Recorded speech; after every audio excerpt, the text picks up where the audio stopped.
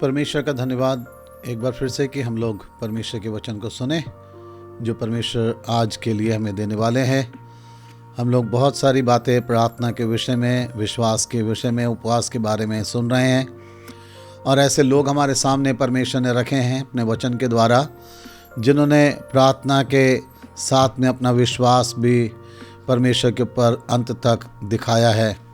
यही बात परमेश्वर हमारे जीवन से भी चाहते हैं। आज एक व्यक्ति को और हम देखना चाहते हैं जो बहुत लोगों के लिए उनका आदर्श हो सकता है, और वह है दानियल के बारे में जब हम लोग पढ़ते हैं परमेश्वर के वचन में, वो बहुत ही प्रार्थना करने वाला एक व्यक्ति था।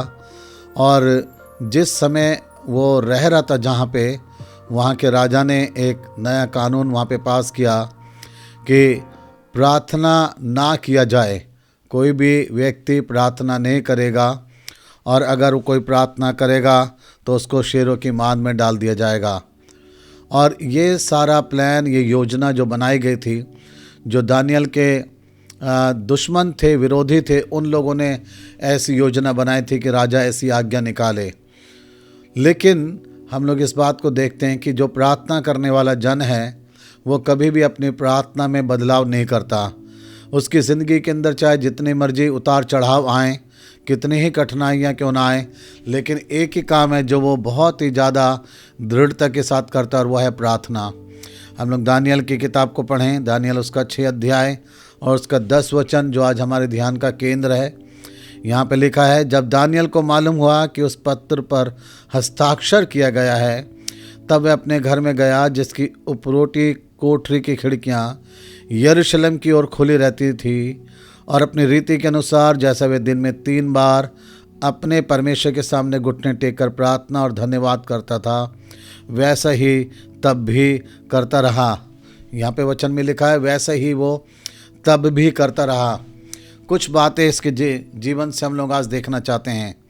सबसे पहली चीज़, दानियल एक ऐसा व्यक्ति है जो लगातार प्रार्थना करने वाला है, और उसने अपनी इस प्रार्थना करने की आदत को बनाया है।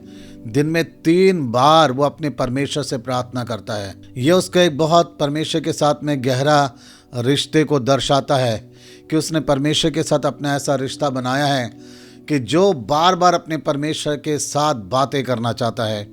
जिसके साथ हमारा रिश्ता गहरा होता है, जिसके साथ हमारा प्रेम अटूट होता है, हम उसके साथ बार बार मिलना चाहते हैं, उसके पास बार बार जाना चाहते हैं, उससे हम बार बार बात करना चाहते हैं। और दानियल का ये प्रार्थना का जीवन इस बात को दिखाता है कि दानियल का जो था परमेश्वर के साथ एक बहुत गहरा रिश्ता था।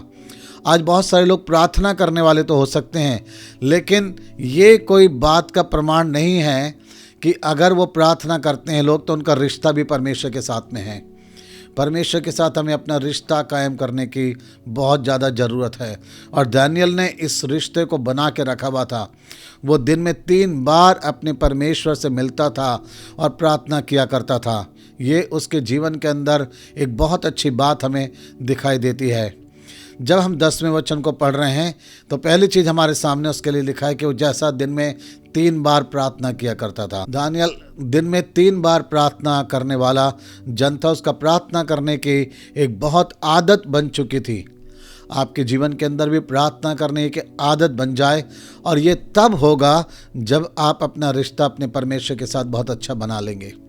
दूसरी चीज़ है, दानियल वो व्यक्ति था जो अपने जीवन के संघर्ष में, कठिन समय में भी अपनी प्रार्थना को उसने कभी भी छोड़ा नहीं है। वो कभी भी उसने छोड़ा नहीं है। वो उस समय में भी, वचन के अंदर लिखा है, वो तब भी प्रार्थना करता रहा। तब भी का मतलब है कि जब उसको ये पता चल गया कि अगर मैंने प्रार्थना करी तो मुझे शेरों के पिंजरे में डाल दिया जाएगा, इस खतरे को अच्छी तरीके से उसने जान लिया, समझ लिया, क्योंकि जो राजा के द्वारा हस्ताक्षर किया हुआ पत्र था वो सारी जगह पढ़ के सुनाया गया, सब जगह पहुंचाया गया। और दानियल इस बात को जानता था कि उस पत्र के ऊपर हस्ताक्षर राजा ने किया है और इस आज्ञा को कोई बदल नहीं सकता है। लेकिन इतने खतरे को जानने के बाद भी दानियल तब भी प्रार्थना करता रहा। आपके और मेरे जीवन के अंदर क्या कभी ऐसा है कि हम अपने जीवन के हर मुश्किल समय में, कठिन समय में, खतरों में, परेशानियों में हम तब भी प्रार्थना करते रहें।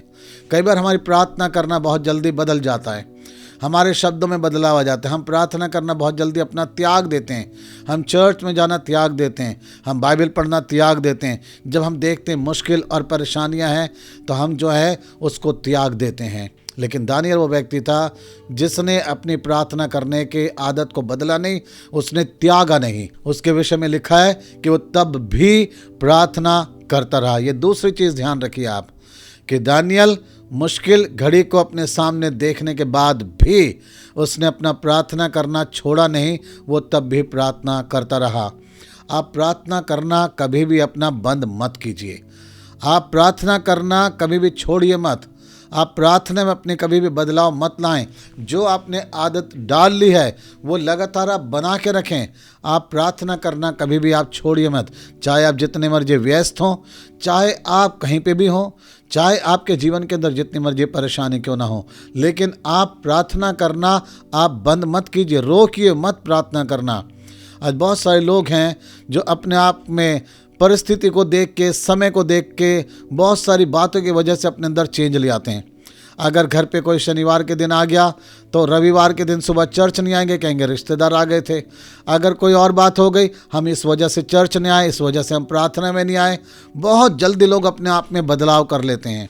लेकिन जिसको सचमुच में परमेश्वर के साथ रिश्ता अपना कायम रखना है, वो व्यक्ति अपना रिश्ता परमेश्वर के साथ हर हालत में कायम रखता है। और उनमें से एक दानियल था। दानियल ने दिन में 3 बार प्रार्थना करके इस बात को दिखाया, मेरा रिश्ता मेरे परमेश्वर के साथ बहुत गहरा रिश्ता है। और इसलिए जब उसके सामने एक बड़ी कठिन परिस्थिति आई कि उसको मर भी जाना पड़ेगा, इस वजह को जानते हुए भी लिखा है तब भी वो दिन में वैसे ही 3 बार प्रार्थना करता रहा। ये होता है प्रार्थना करने वाली एक आदत, एक व्यक्ति। तीसरी चीज़ इसमें नज़र आती है, दानियल वो व्यक्ति था जो अपने जीवन के अंदर परमेश्वर को धन्यवाद भी दिया करता था। दिन में 3 बार वो परमेश्वर को धन्यवाद दिया करता था। वचन के अंदर लिखा है जैसा वो प्रार्थना और धन्यवाद करता था वैसे ही वो तब भी करता रहा। दानियल वो व्यक्ति था अपने जीवन के लिए हर बात में परमेश्वर को धन्यवाद देने वाला व्यक्ति था।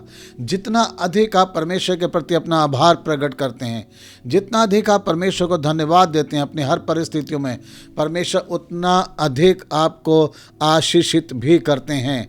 वो तब भी करता रहा, उसने परमेश्वर को धन्यवाद करना नहीं छोड़ा, चाहे उसके जीवन की कोई भी परेशानी क्यों नहीं थी, और वो तब भी धन्यवाद करता रहा है। अपनी जीवन की ऐसी आदत को आप बनाइए। इन दिनों आप धन्यवाद करें परमेश्वर को हर परिस्थिति के लिए।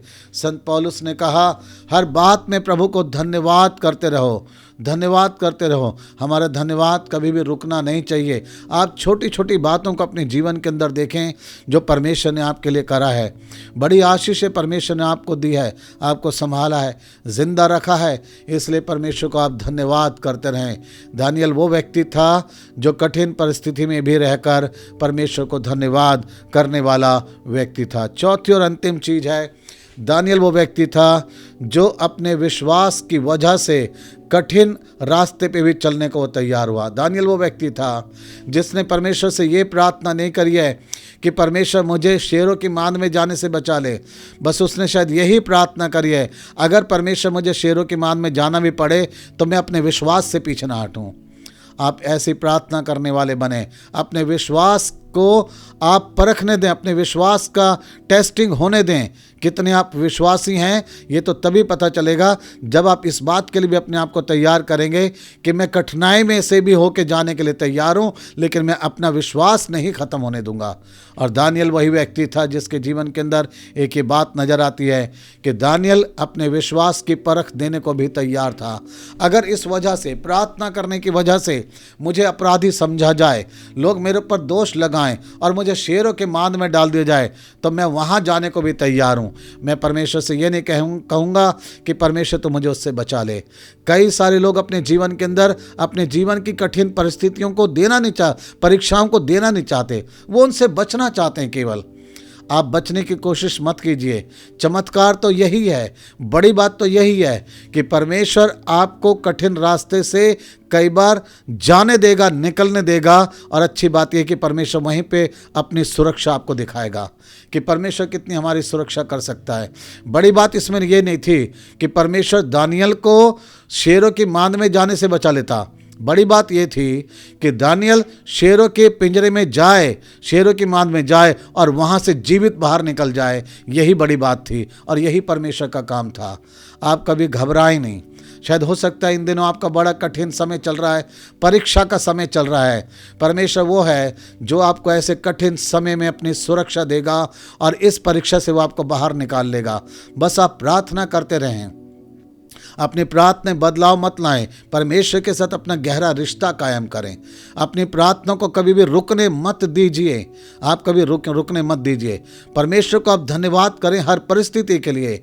और याद रखें, आप अपने विश्वास की परख के लिए भी अपने आप को तैयार रहें। विश्वास केवल बोलने से नहीं होता, मैं बहुत विश्वास करता हूँ, मैं बहुत विश्वास करता हूँ।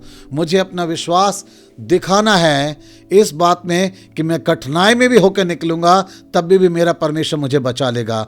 जैसे दानियल ऐसा व्यक्ति था, उसने प्रार्थना करी है। हम अगले संदेश में इस बात को देखेंगे।